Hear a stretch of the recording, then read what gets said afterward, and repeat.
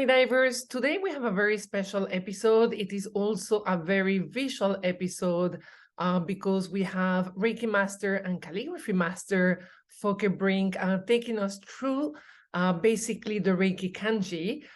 So I will advise you at some points on the podcast, if you're listening to it, to check the notes for videos so you can have the visual reference of what Fokke is talking about, or perhaps even taking the Reiki kanji you may have handy. But there is also some videos where he actually prepares the brush, does the whole ritual, and does the kanji live, and it's very, very beautiful. So just stay tuned for those prompts to check the video in the notes. And if you're watching these on YouTube in video, obviously no need for that.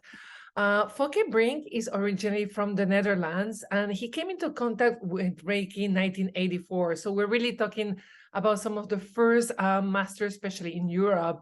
And he was initiated as a master in 1987 by Phyllis Lei Furumoto, who was Mrs. Takata granddaughter and the lineage bearer for the Reiki Alliance until she passed, I think it's 3-4 years ago. Fokke had many questions about the Reiki system's background, some things in his head, the way the story was told, like many other masters at the time, didn't completely make sense. So he started a journey to find answers. He traveled to Japan. He met with many masters of different spiritual practice. And this journey gave him a deep understanding of the roots of Reiki and how to use it in everyday life. He studied in Oomoto, Kameoka, Japan, traditional arts like Aikido, tea ceremony, calligraphy, silk carving, Noh Drama, and pottery. He gained further experience in calligraphy, working with the Zen Abbot, Eido, Shimano, Roshi in Dai Bosatsu Mountain Monastery in Upstate New York.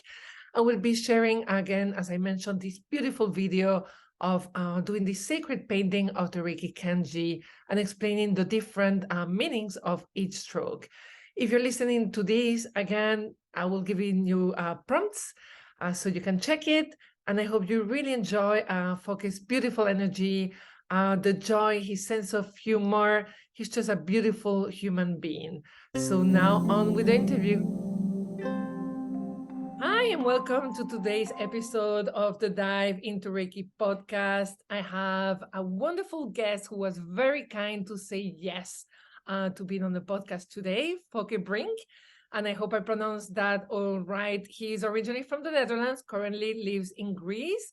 And he's going to talk like so many interesting things that I cannot wait for him to take the word away from me.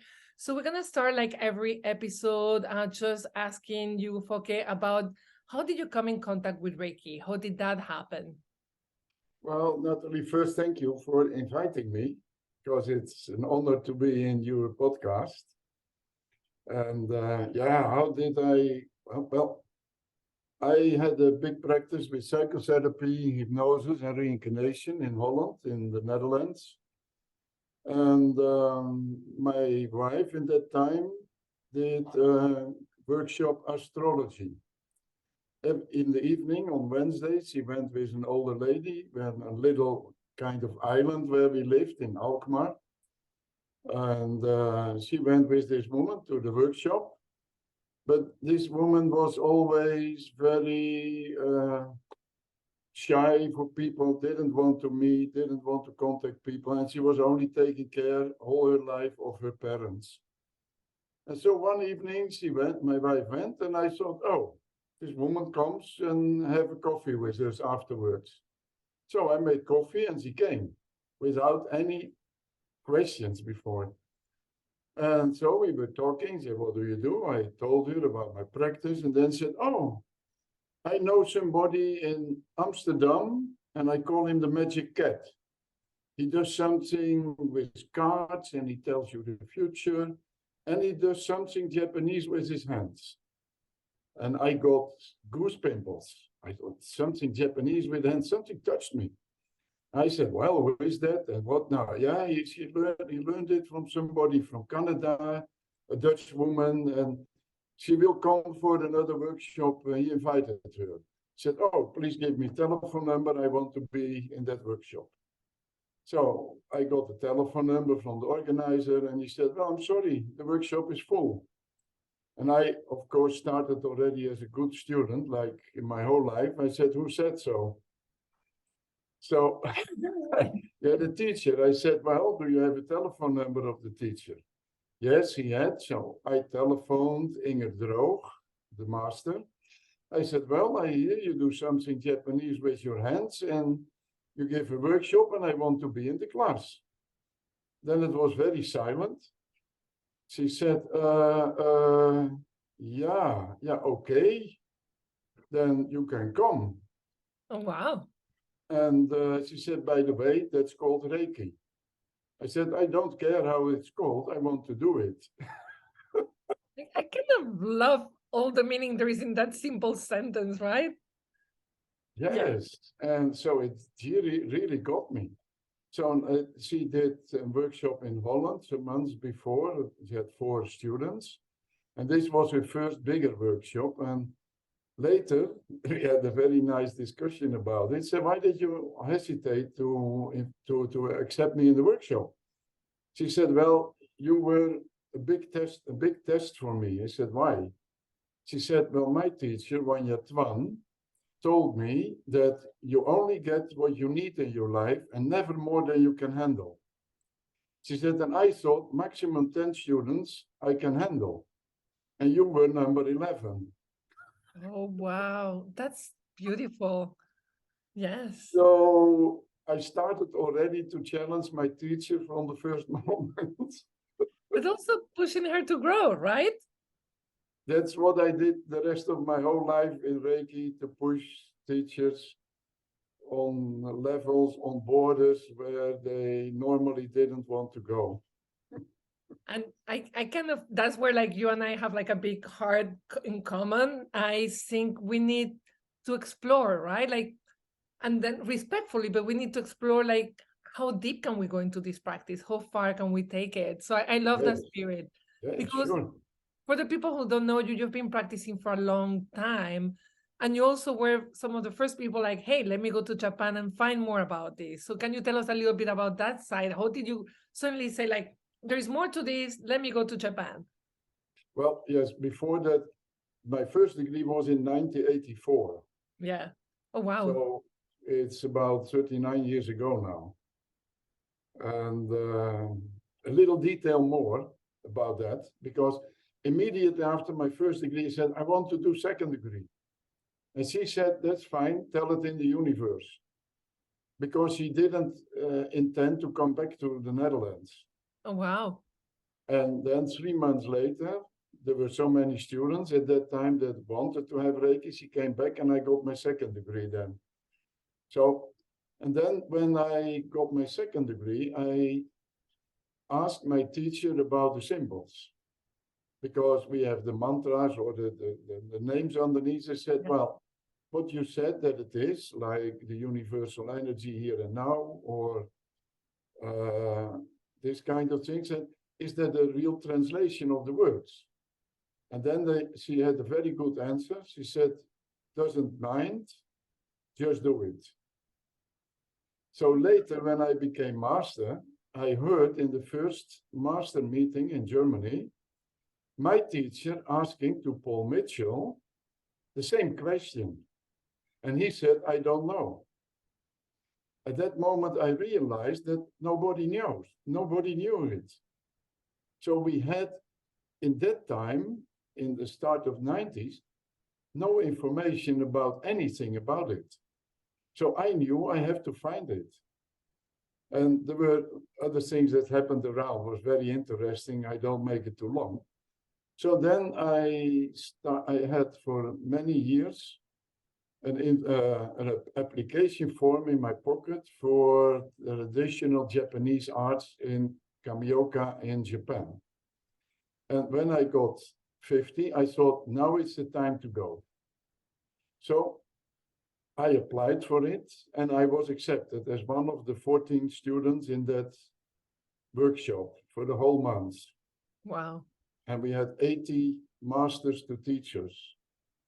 Wow.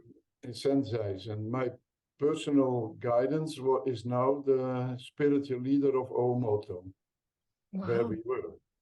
So I came in Japan And then we went through all the course, and one day we went to the Kurama, where I wrote my name in the museum book in Japanese, and with Usui Shikiri, and I was fascinated there.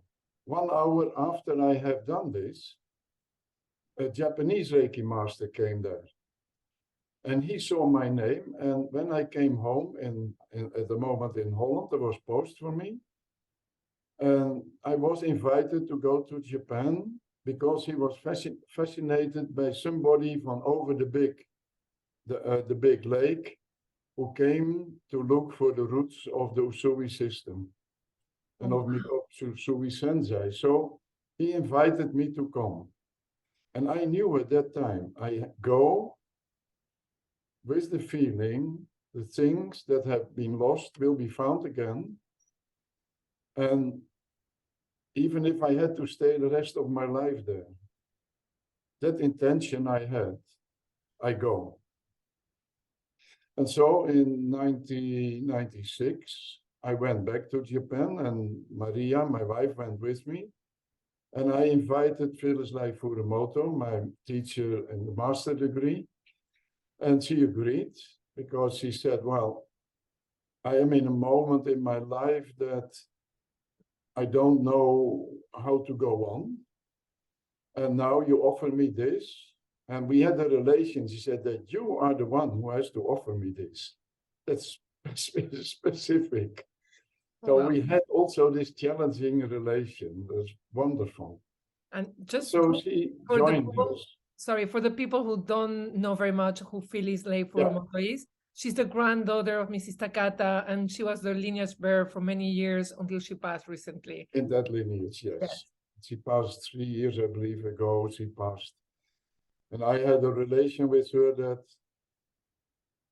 it was like I asked her questions and challenged her in a way that she said in that time, only 3 men in the world can do that, where I can live with, where I cannot live with, and not without. And I don't know why I had to be one of these 3. But that's your job, right? Challenging teachers, as you said it. I love it. And challenging so why don't we know? I love that. And it was a very interesting position because many times I hated it in a way because other people didn't understand at all. Even colleagues who said, you are a fucking bastard. What do you think to ask to speak to Phyllis in this way? I said, well, this is the way that I think about it and I ask questions. And that was our relation. And she always start fighting, of course, first against it. And later, then she thanked me in the group that she got some insight. It was an interesting relation. But also, I love that you, from the Netherlands, she's from Japanese descent, you take her to Japan. Like, I just find that very, like, you know, at the end also, like, let's drop the barriers and what we think we should do. And like, hey, she got to Japan through you. And that is like, was really life-changing for her as well. Yes. Yeah, it was the first time in her life that she went to Japan. And I remember when she came there, she said, at last the country is fit for my size. I can sit on the toilet and have my feet on the ground. It's not fit for you because if you're from Holland, you're probably very tall. No, I'm not tall. I'm 1.72 meters. No. I just had 2 centimeters enough to become a police officer in the past. Minimum was 170. Awesome. So you get this invitation in Japan, and what happened then? Well, when we came, the master who invited me was not there. He didn't know that he would take me from the airport and care for a hotel or whatever. So Maria and I were standing in Kansai airport. Couldn't read anything, nothing. So then there was a big blonde guy somewhere standing, and he saw that we were really don't know what to do. And he came, he was from Herbalife in Japan. Oh God, Herbalife, I remember that. Yes. And so he said, well, okay, yeah, well, let's, I can go with you for a while and see if we can find a hotel. And he helped us with buying tickets with the train from Kansai to Tokyo. So we came in Tokyo, and all hotels were fully booked because it was shortly for Christmas. So the only place that we found was in a hotel where we got discount because we stayed longer than 1 hour. Oh God. Sorry. I find that is probably near Okubo. Probably. Like, yeah, I stayed in Okubo and I didn't know Yes. there were love motels there. Yeah. Yes, we wanted to stay for a month about, so, and also booked a room for Phyllis. So yeah, we were staying in a hotel, and when I went out in the morning to get some bread and coffee for Maria, then there were people on the street who called me in with nice pictures from ladies and whatever. And okay, after 2 days, he realized that didn't work. And a nice bed with movements in it and whatever. It was very interesting hotel. You know what I love is the contrast. We usually put Reiki and we see yoga like and the hair flowing and everything perfect. This is real life. Like, you know, Yes, it's just it's such a it's lovely also contrast. a different kind of love. Yes. Well, in Japan, it was normal that people went to these hotels because many people lived in old houses with the sliding doors with paper. And when the parents wanted to have love, then they couldn't do that because of the thin walls. So they went for 1 or 2 hours to an hotel. That was there a bit different than in Amsterdam, you could say. Actually, I really appreciate you said that because yeah, culturally we assume something and it turned up since being something different, right? It was actually love. Yes, and it was very interesting. So, and we because I brought my seal book where I have my seals, I carved the master seals. I had a lot of entrances in places where normally other Western people wouldn't be allowed. We were invited by the carpenter who made a little Buddha on a special square, which was very famous. I don't remember the name, but millions of people came there to touch this statue. It had some appearance, it was, and there were only, I believe, one of this was made. And after it was kissed so many times, they had to make a new one. And this artist who made that invited us in his pottery, in his workshop place.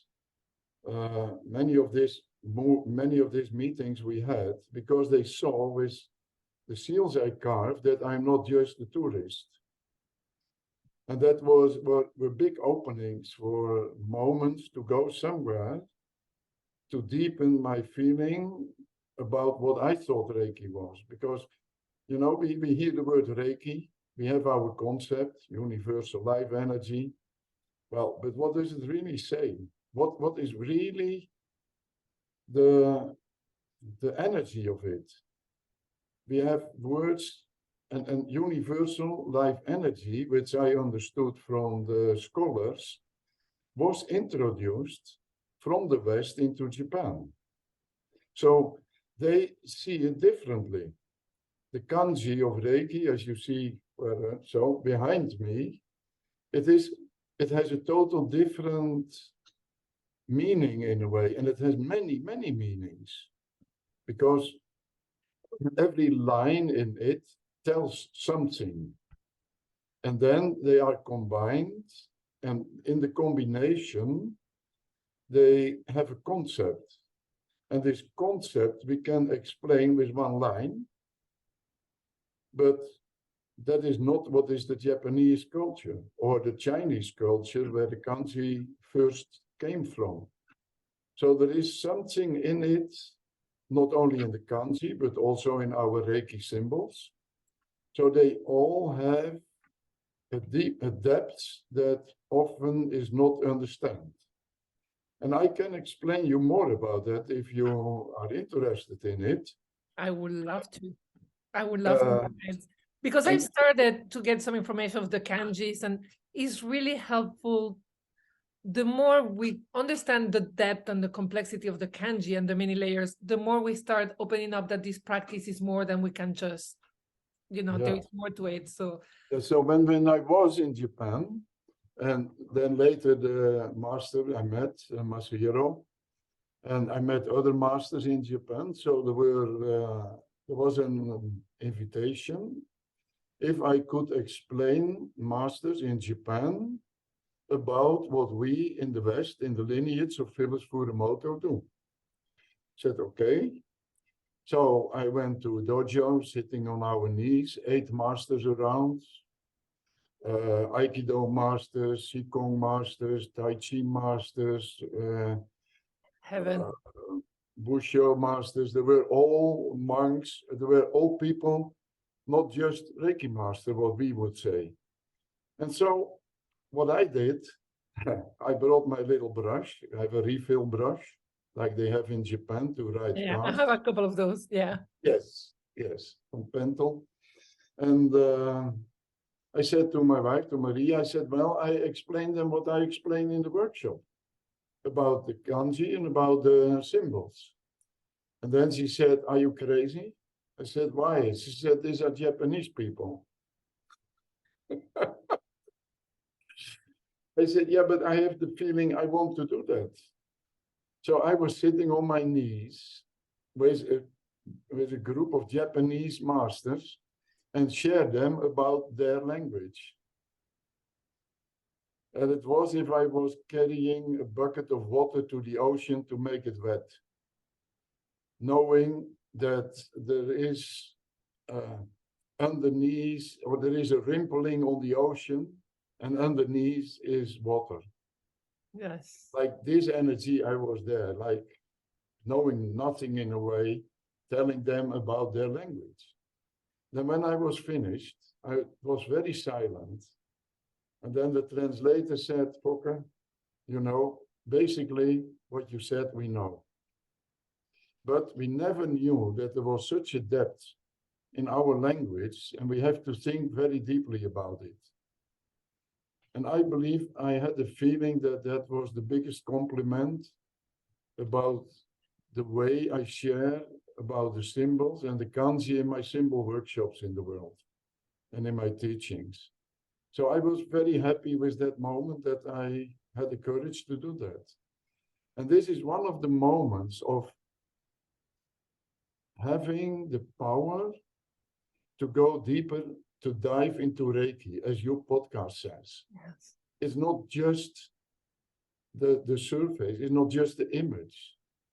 I mean, I just saw a beautiful little video, people whirling, the dancing. Well, if you don't leave the whole religion, it is just a symptom, what you do. So, and if you start with Reiki, in my feeling, then it is a life way. It is a way of life. It is a life path to go deeper, and not just something to do. And, when I had a talk with Phyllis Furumoto that we want both together to go to the teachings of the Amitabha Buddha, or the Buddha of healing Buddha, and have an initiation. And then we decide not to go.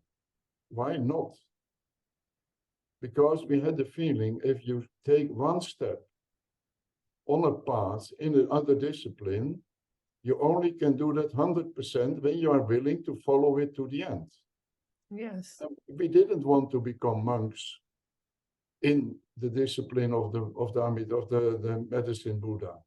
So why should I take the first step if I'm not willing to dive into the depths of the whole lineage? So that was my feeling with Reiki altogether. Going to Japan, doing it. It's at the moment that I doubt, that I have a feeling from, does it exist? What bullshit do I telling in any way? I mean, I tell this, I tell that, how that's impossible. And then I can go to another place, to another discipline, but I can also stay and think, but there is something. What I miss maybe, and in Reiki, when I see that it isn't discipline worldwide, maybe 10 million of people practice it nowadays, without any advertisement like Nestle or Coca-Cola or Mars or whatever. There is something that carries that energy. So why should I not sit, wait, and see what comes next after my doubt? And this has brought me to many times to places very deeply that I said, yeah, there is much more than I before thought. And so that is also there. Oh, which side is that? It's opposite. Here in the kanji. We can show a little bit about it. You have a little video Yes. that I asked you. And that is that you can see, I have to explain a little bit before. Hold on, can you see it? Because I'm going to share it full screen now. Yeah, maybe you can wait for one moment. I can explain that you see here, I'm standing up. And this is a video I made for the Portuguese Reiki community. So I stand up and I go to the other side of the room where there is incense. And there I take my brush and purify it first, which I learned in Dai Bosatsu Mountain Monastery from my teacher, Eido Shimano Roshi. He is a famous calligrapher, and he taught me that I was not allowed to take my brush after I have sitten 1 hour minimum in Cesar in the temple and meditate. Wow. Then I was allowed to take my brush. Then I honored my brush by purifying it.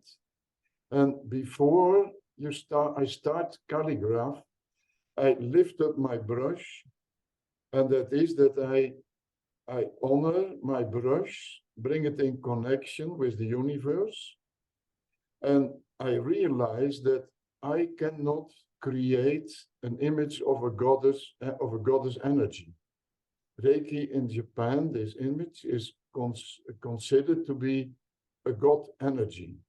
Wow. So the universe works through my brush to manifest itself. So when people ask me often what I do, I said I am a brush in the hand of the universe, and I'm following the traces of ink.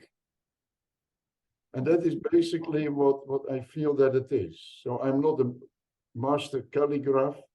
I'm using the brush and following the ink in the symbols and to feel the energy of the culture and the universe in this. I can explain later every line after we have seen how that is made. Perfect. Do you want me to hit play? Please. Perfect. You can put it on big screen maybe. That's okay. It's on big screen. It's the full screen as we record. Okay.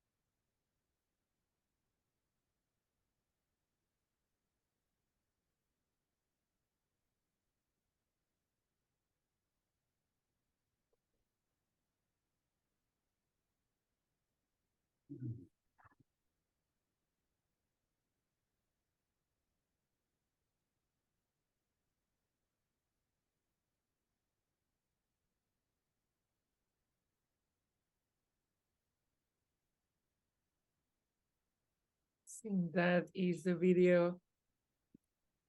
That was amazing. Thank you so much for sharing that. It was just beautiful. Thank you. Thank you. You saw I made twice Yes. in a little bit different way. So the first is that I just make it flowing fast or just like feeling. The second one was the way that I used to start for students to learn it first, to teach. So it's a bit more structured in a way. This is what you see behind me is more with energy to flow. It's more like water. Yeah, no, it was Yes. funny. It was the first one was feeling, the second one I was like, oh, these are like, and I could see like the horizontal and vertical lines and all of that. Yes. And also it was a little bit more square, like there was less, it was more earthy in a way, right? Yeah, it's more strict. So what the first what you see, this one, oops, is well, my teacher, Eido Shimano Roshi, said, what we do is not calligraphy, it's sacred painting.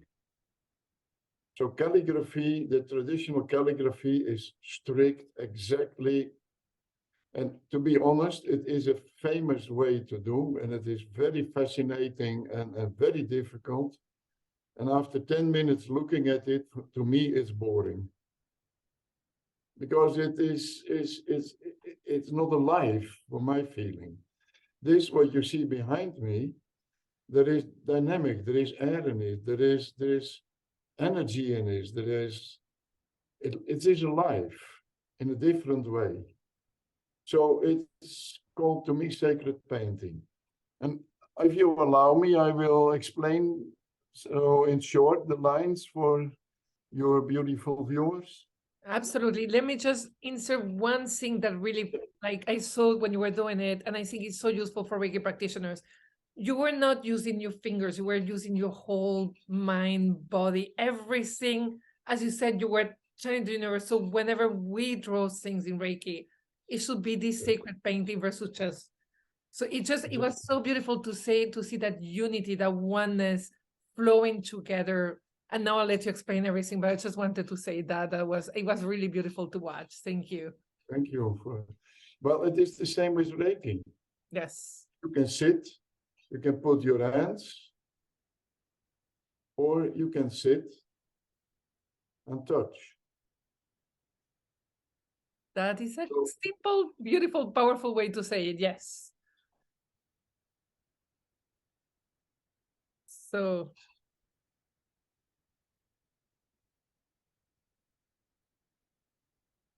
Let me take my little bamboo stick. Those scare me. Always reminds me of the Zendo, where they may hit you with a bamboo stick when you're falling asleep. So that brings like weird memories. Yes. This is special bamboo stick, comes from my own bamboos out of the garden. Oh, beautiful. Which I planted after a meeting in Portugal, no, in Paris, with the masters that were initiated by Phyllis. And in the garden were bamboos, and I got some roots, and they grow here in my garden. And so this has a very interesting history. So I hope you can hear me, so? I can, yes. Good. So here you saw the calligraphy, or the lines go always from left to right here, and from top to bottom.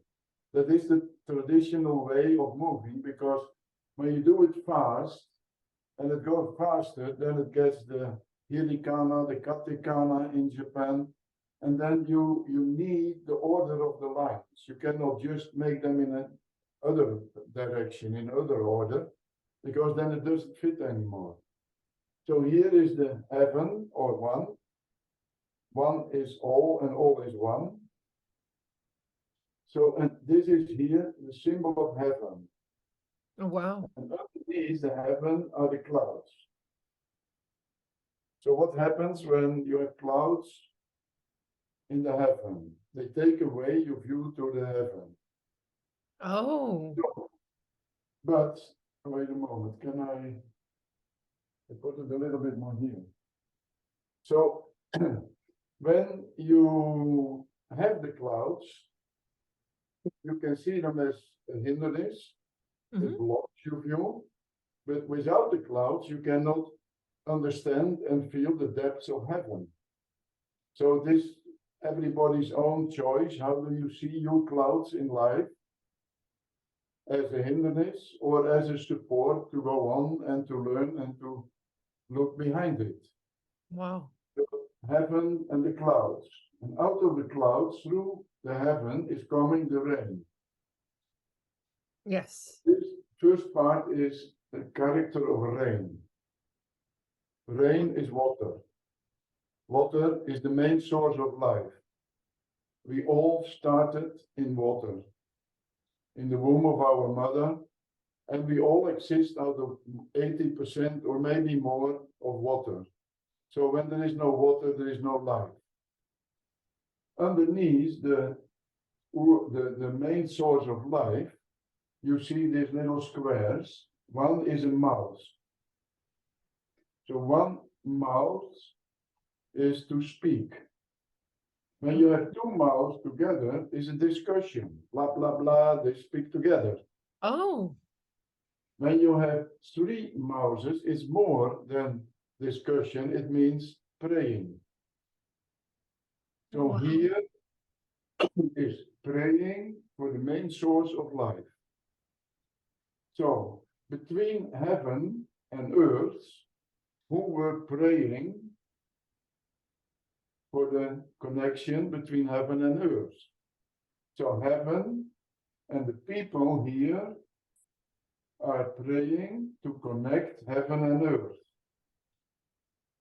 Wow. And this character, heaven and earth, is the character from construction, work. Has many meanings, also right and other things, but here is the meaning of work. So this is the work from people between heaven and earth. Wow. And who were that in the past, who were praying for the rain to come? The people here, the shamans, for instance, the medicine man. Okay. The people who connected heaven and earth by the praying that the rain would come to fertilize the earth. So this is also the character of magic. Oh, wow. I see the connection with that, that it is something we do not understand directly with our brain. Neither we do praying understanding. So this is the spiritual concept of connecting heaven and earth by praying for the main source of life. So when you put these three together as one, then it is the meaning of transcendent power, spirit of a being, soul. Wow. So many people in Japan will not speak about it. Because when somebody asks them, what is that? They said, you don't speak about it. That has to do with our ancestors on the other side. They interpret it as a spirit, as a ghost, as the spirit of their family who is deceased, who is on the other side. Oh, that's why it can be So- translated as ancestral energy then. Like some people translate Reiki as ancestral energy. Okay, got it. It is not, well, that it depends out of what direction you would like to interpret it. Of course. I will speak a little bit about it later. So then there is a space, and then here is vapor.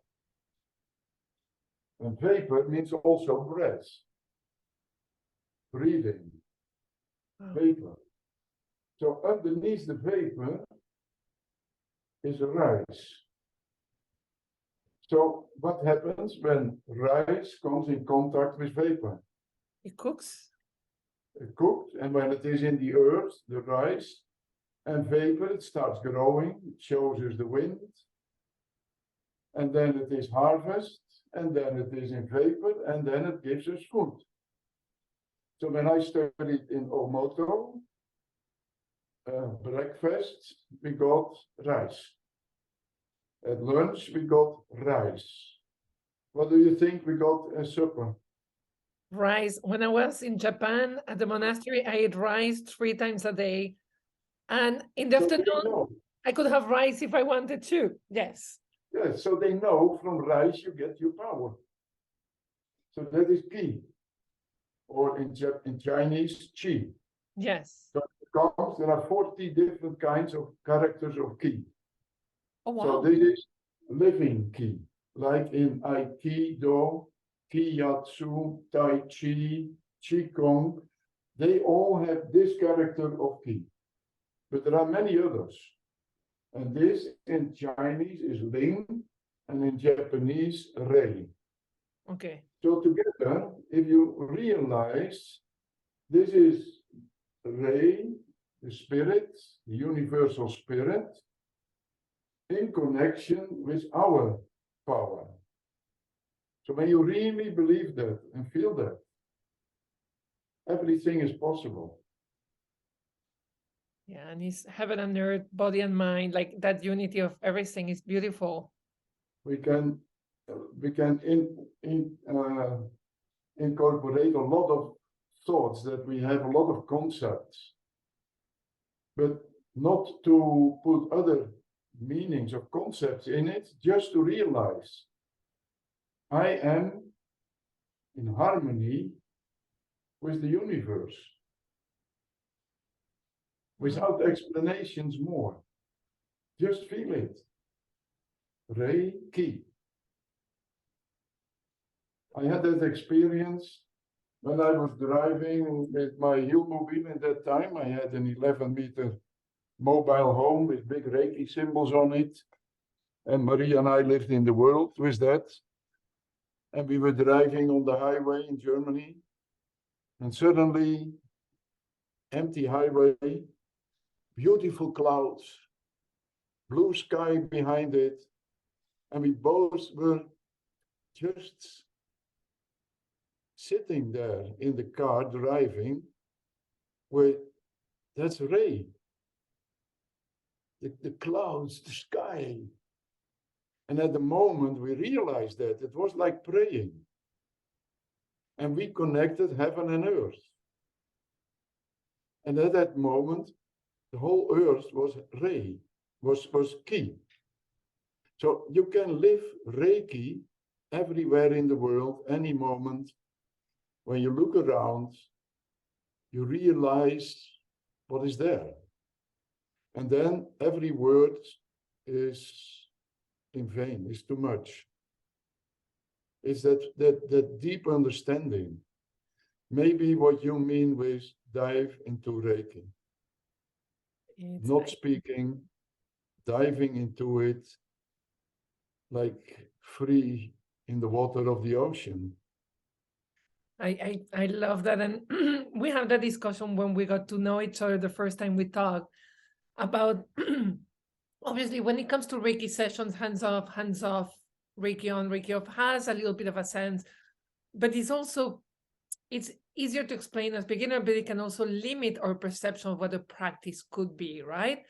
Because the practice, we can live a Reiki practice 24/7. We can be in contact with that energy 24/7. If we just are like in this state of mind. So I want you to talk a little bit about that. Like, are there limits to a Reiki practice? Or as you were saying, like, can we live every day this practice? Yeah, well, when I was a member of a Reiki community, the Reiki Alliance, which in my time were only masters from Hawaii Takata, the grandmother of Phyllis, and masters of Phyllis. And in the Reiki Alliance, one master, Helen Haberly, she once wrote a letter to us, to all the masters. I think it was start of the 90s. And the last sentence in it, I never forget. She wrote, please, let we all stop doing Reiki. Let we become it. Beautiful. That really is my feeling of it. Reiki is not something we do. Reiki is something we are. Reiki, if I have to say I do Reiki, then I'm missing just touching. What is Reiki? And somebody said, but how can I do that I'm a manager in a company? I said, well, somebody has said, put your arm around. You don't have to say, I do Reiki. You are Reiki. And the more you are, the less you have to do it. Because everything you do is the reflection of what we call Reiki. Yeah. And we say Reiki is everywhere, always. Yeah. So then, what do I have to do then to do? If I am. It is somewhere a paradox, and it is the reality. Yeah. When I did a lot of teaching in Moscow and in Russia. 30 years I brought Reiki to Russia. So when I was sitting in the metro, people around me, and then when I looked at them, and they smiled for a moment, that was practicing Reiki. Or the woman in the airplane. who was totally upset and whatever, suddenly put her head on my shoulders, start telling her whole life story. That's Reiki. Reiki is being 100% what we were when we were born. So everything I do consciously is mind stuff in a way. And we need it to reach that other. So it's the same with the Reiki symbols. The Reiki symbols, actually as images, they have no meaning. They don't do anything. They do something because I understand something. And when I understand something, and when I incorporate that in my life, then I don't need that form. If I need a form to remind me. Yes. So, and I know I got a woman who wanted to do second degree because her daughter was in prison. And she wanted to be in contact with her. I said, the moment you speak with me, you see your daughter in prison. Do you need a symbol for that? No. Hold your hands and see your daughter in prison. And it works. It is there. So I remember when I started with second degree, I sending a rainbow out of my heart over the skyline, and I had all kinds, but I needed that period to realize that I don't need it. And it is, the more you do it, the less you have to think about that. And without doing it, you cannot reach that moment of doing it, of being it. So it is the paradox that we have to do a lot to learn that we don't have to do it. And still it works. I think you put it fantastically. I was like in a class yesterday and I was telling someone like, you cannot let go of the symbol until you become the symbol. Like you need to practice. It's not like, oh, if you, I don't need it, I don't need it. No, you need it. You need to practice with it. And then you can let it go. Then it's a little like painting, right? You learn how to paint well. And then you become Picasso. Like, you know, like then you can deconstruct and express, not before, because that means you're not really, you don't know very much what you're doing. So, and also letting go of the ego. If you have a crazy day, and I think you say something very important, when we go to a company, when we work, sometimes it's difficult to go into that space of the symbol. You have it. So most of the time you may not need it, but there are moments where people are screaming and you have that little anchor, like poof, you go back there, right? So letting go of the ego, like, I haven't used a symbol for 3 years. What do you mean I'm going to use it? Yeah, you need it today, right? Be a little bit more kind to yourself. Like, it's a beautiful thing. And another thing I love what you said, right? The symbol by itself has no power. No. It's, I mean, that is the way with people that we, well, I hate it when I see symbols in internet. I see them in books, and even people quote me in some books about the symbols, and I don't like that at all. Because it is a private, sacred, spiritual way to develop yourself deeper and deeper. And okay, I mean, there are symbols that they exist out of 5 just Japanese words. But we are not talking about language here. We are talking about a spiritual discipline. So a little story. I was in Poland, in Warsaw, and there was a monk from the Namum Myoho Renge Kyo, the Lotus Sutra order, Kijima. And well, there was a whole situation. He was there to build a peace pagoda in the concentration camp. Wow. One night he didn't came home, and people robbed his money and his sacred drum and kicked him in his face, and he was brought with an ambulance back to the place where I was. So it was for me a very beautiful way to do Reiki again, really physically. And he said, well, now I know what the people in the concentration camps have went through by this experience. And we were many times there together, and he helped me to find a lot of parts of out of his philosophy of Buddhism in the symbols. And with several parts, he said, Fokke, listen, in the language, it means this. But if you study the world of the words of Rei, it means something else.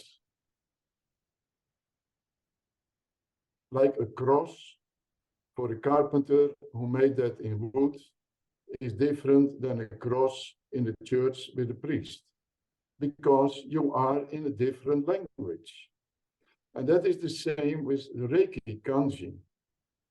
You can see it as language, you can see it as a beautiful image, and you can see it as a part of a spiritual lineage, or a spiritual discipline in which it has a special concept. It is surrounded by, embedded in something else than just language. And I found that a very interesting statement. In the language, it means this. When you study the world of Rei, it means something else. And that's something else may keep evolving as well, right? As it may keep evolving, that something else may always keep evolving and going deeper and deeper. Yes, sure. I mean, the word, well, my teacher, Eido Shimano Roshi, is now more than, I think, 15 years ago, told me this part. He said, go home. When I was in New York Upstate in the monastery, he said, when you go home, study and practice it for 3 years. That And is everything so you Japanese. find, everything you find will belong to it. And this is more than 15 years ago now, I think. And I still am not finished. What is my work between heaven and earth as a person? And so you always can go deeper. With the 3 mouths of praying. What is praying to you? Maybe you don't call it praying anymore. Maybe it's your meditation. Maybe your religion is nature. You don't need a God or something outside. Maybe your religion is the way you look. So what does it mean, the main source of life? What is my main source of life? And so I believe that if you are open for that path to go in the depths, to dive into, you can go so deep where it's immeasurable, it's endless. It's like a vortex. You have no idea how much I'm enjoying this chat, Fokke. Like already enjoyed the first time we met, but it's really beautiful. I'm so grateful you're sharing all of this. So when you say that, my ego and I are very pleased. I know it. So I'm just a little joke about the ego, because someone impersonated my Instagram, right? And they've been emailing everybody about being a Reiki 5, which kind of make me laugh. And also, but offering psychic readings because the spirits tell them. That didn't make me laugh, because it's like the opposite of what I stand for. But so then I was like writing a letter. I'm like, okay, so I spent years building a self on Instagram about dropping the self. And now someone stole that self. And it was kind of funny. So talking about ego self, it was kind of funny. Why would you drop self? I mean, why are we fighting ego? I mean, I don't fight my ego. Everybody has an ego. Everybody has a self. Yeah. I mean, otherwise, but able to drop it sometimes it's kind of nice. It's a nice feeling, right? But I was like laughing because it's all about ego and self, and like it was stolen away. I'm like, I drop it when I want. Don't take myself. Don't take my ego without my permission. Like, no, well, I have a different philosophy for myself. I don't fight my ego. I am best friends with it. So What happens when you fight with somebody? He never does what you want. No, And I'm resistance. good friends, and my ego start to be stupid and to be dominant. They said, "Hey guys, stop it! Come on! Hey, we go on the other side and we have a beer or we have a coffee." In Greek, of course, an ouzo. But you know, you can then, with your ego, you have to realize it and you have to discuss it. Say, hey, stop! You go too far now. Go So get I sake. don't fight it. I am good friends with it. Yeah, no, but there is a moment where you're meditating, you're dropping the self. So I was talking more about that. Yeah, but it's funny how we're talking about identities, and when they steal your identity on Instagram, it's just strange, right? But yeah, I still am. You are more advanced with friends with my ego. We went from being enemies to being frenemies. We're friends most of the time, but some days we don't get along. So give me another 10 years and we'll be friends all the time. At least I'm like in the middle way. But it's a lot of fun, like actually making friends and realizing how much you fight. It was actually quite interesting drama going on, like inside. It's like, wow, look at you. But it's I have the same. Well, I have done a lot with psychotherapy and hypnosis and reincarnation and so on.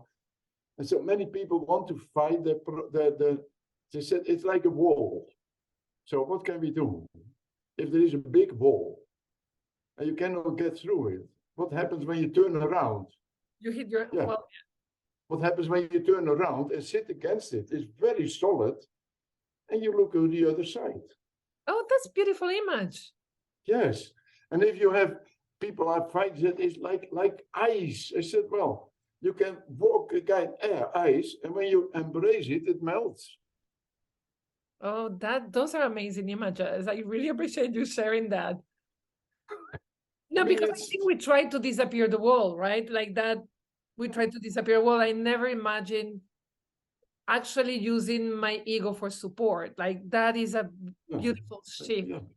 Yeah. Especially because it will always be there, right? That's like, if not, you cannot survive in society. Like it's part of. So I think the image of leaning against it as a wall and look the other way and seeing that horizon open and supported. It's wonderful. I'm stealing that. Okay, you're welcome. The same as, people said you have to release that, to let go. Well, what happens? I have this glass. Said, let go of it. Well, I said, I let go. You know what happens? No. When you offer me something else, I automatically let go and I take the other thing. Yes. So why should I force myself to put something away that I hold? When I see something that I like better, I automatically let go of it. So there is something in reframing our concepts. Of course, you can do that with NLP, you can do that with other situations, you can do that with many things, focusing and so on. For me, Reiki has been that, and also talking to wonderful practitioners who have more experience than me has also helped, helped a lot with that. So I'm a little bit like you. I'm like, if I get other practices, I get confused. I'm like, so for me, like focusing on Reiki and bringing everything else I experience into my Reiki understanding has been a big gift. So I finish every interview with the same question, and is what I call in American English an oops. And those things that perhaps we believe at the beginning that then we realize were not that always true. Sometimes a funny story that ended up like one you used to teach your students, something to share with the community that made you smile along your Reiki journey. So many. Oh my God, what do I tell?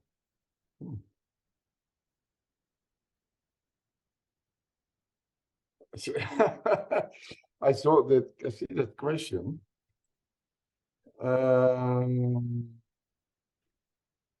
Well, I think a nice story is about that we all believe that I will a little bit stretch the masters who are listening.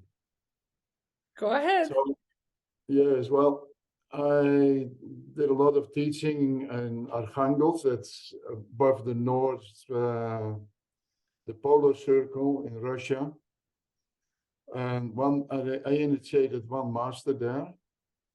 And she also was in with artist working. And so one family with artists, they were like asocial. The mother was almost naked with dirty clothes on the couch. The pigs were running in the house with the chicken.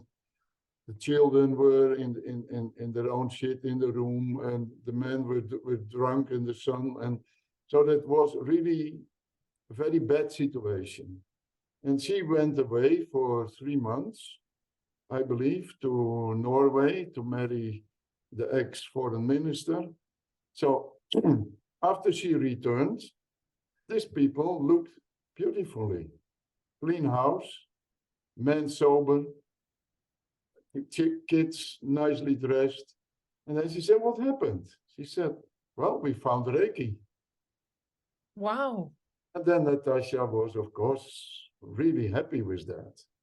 And she said, and who came here to initiate you? She said, what do you mean, initiate? She said, but who gave you Reiki then? She said, we got a book and we do it.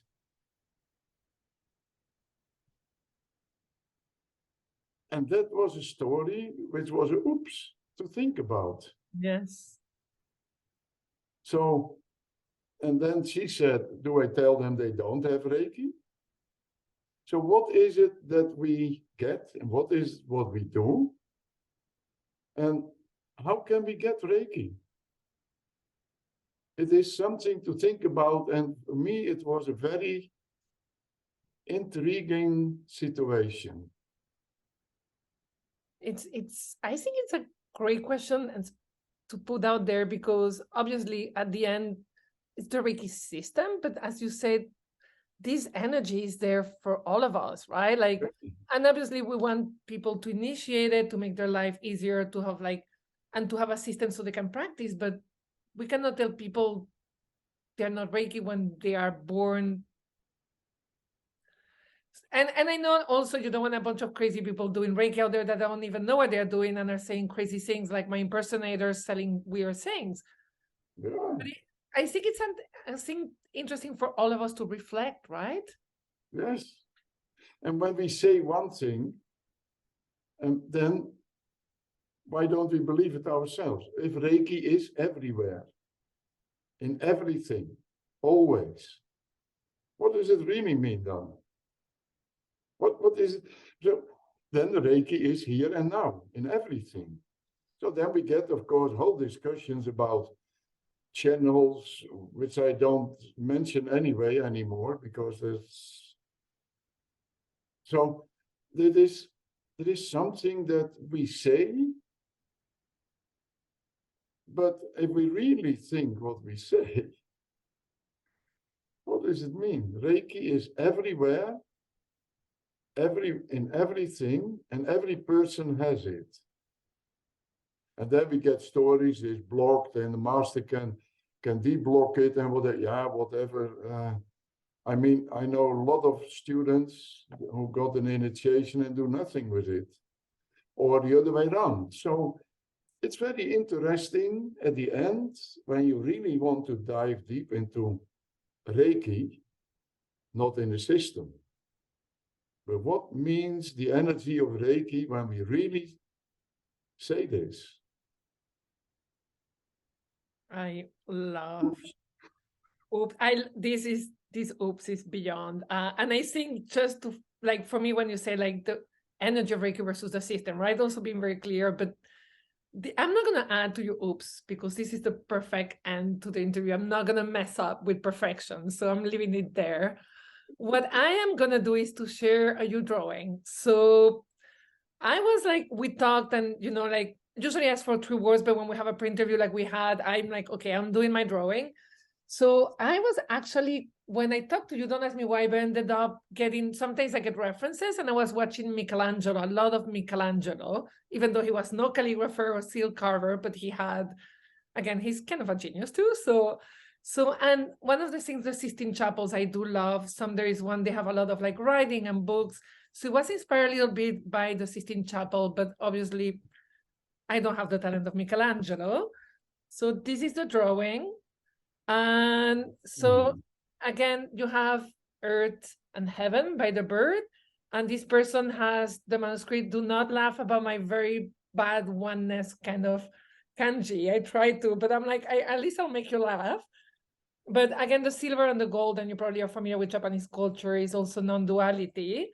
And I like that she had this movement to it, even though, it's calligraphy. So this is the drawing for Nice. Looks wonderful. Thank you. Yeah, and I didn't use any brush because I wanted to be very overt that this would be a good calligraphy, but it's just a drawing illustration. And again, there is also the moon and the sun here. Oh, yeah. For non-duality as well. But what I felt it was funny was flowy. Like I saw Michelangelo's drawing and this completely different, but it felt like this beautiful water flow to the drawing. So that's why I also tried to, from Earth to Heaven. So had lots of fun doing it. And I'll be sending it to you, of course, next week. Thank you so much. Okay. I'm honored by that. Thank you so much. It's been a beautiful, beautiful interview. I learned a lot. And I love these factor layers. Like I knew a little bit about the Reiki kanji, and I realized I knew probably 0.5%. And I learned so much from you, but also I love your joy. I love you being grounded and so fun to talk to as well, right? But also deep and really true to what you practice. So I really, really appreciate this interview. Thank you. I'm open. If you want to have more, then just let me know. Be careful, be warned. I'm gonna shop in Greece. Like I'm being dying to go to Greece. It's worse than like pick, like when you were lost in Japan. Like hi. No problem. The dog will tell that you are coming. Perfect. Thank you so much. Thank you so much, Nathalie.